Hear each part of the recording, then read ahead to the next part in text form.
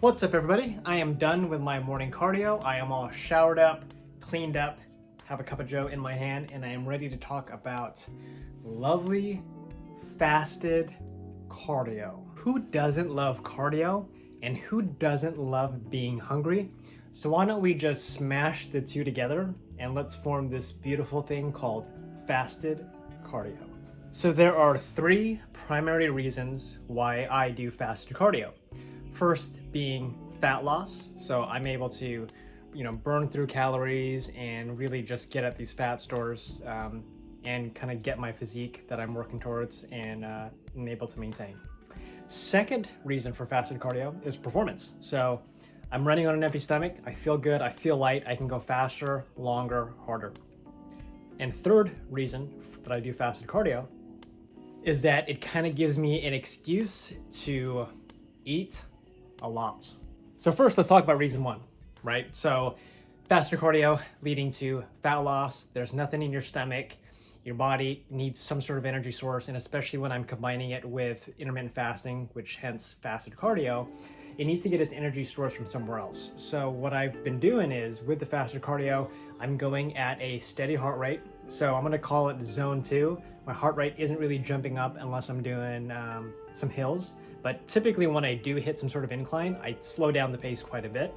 And then as soon as I hit a decline, I'm going a little bit faster, but even then I'm still kind of controlling my pace to make sure I don't overexert myself.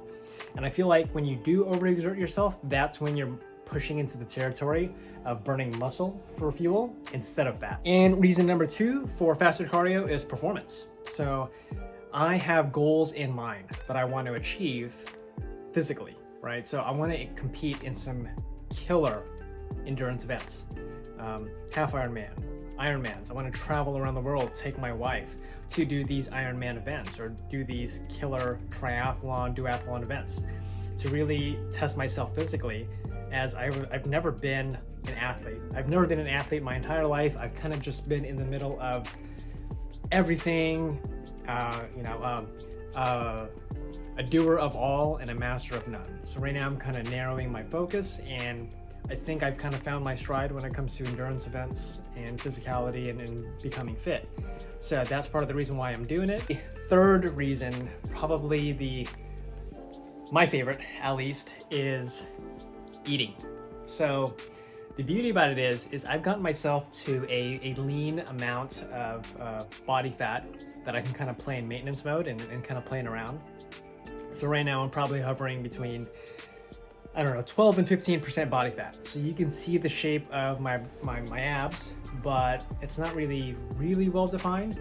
And the reason why I haven't gone for the pure shred is because I do like to eat, right? So it's gonna be a little harder. But what I love about doing fasted cardio is, of course, it empties out my system from the day before. So if I overeat, so let's say I'm doing a run on Tuesday, and I overeat a little bit on Monday, so even though I am still fasting, I'm still at a caloric surplus leading into Tuesday. Fasted cardio kind of empties out the slate and then some. So I could be burning anywhere between 700 to 1,000 calories from a fasted cardio session.